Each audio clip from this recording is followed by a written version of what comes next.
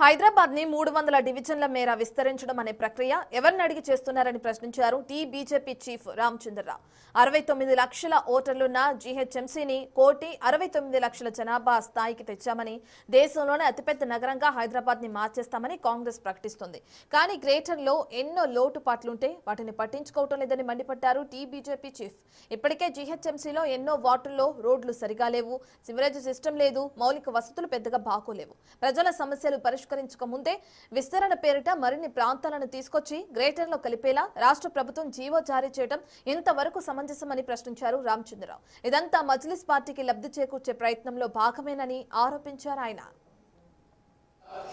All party meeting పెట్టి opinion తీసుకోకుండా, అభిప్రాయాలు తీసుకోకుండా, ప్రజల నుంచి పబ్లిక్ హియరింగ్ లేకుండా మీరు ఈ విస్తరణ అదేవిధంగా 300 వార్డ్స్ డివిజన్స్ పెట్టారే, అది ఏ ప్రాస్పెక్టివ్ పెట్టారు? 2011 సెన్సస్ తీసుకున్నారా? ఏ రిపోర్ట్ మీ దగ్గర ఉన్నది? ఆ రిపోర్ట్ మీరు కనీసం పబ్లిక్ చేసే పబ్లిక్ పెడితే దాంట్లో కొంత ఆపరేషన్స్ వస్తున్నాయి. ఇప్పుడు మీరు వారం రోజులు ఆపరేషన్ ఇచ్చారు. మీ రిపోర్ట్ కూడా ఎట్లా ఇస్తారు ఆపరేషన్స్?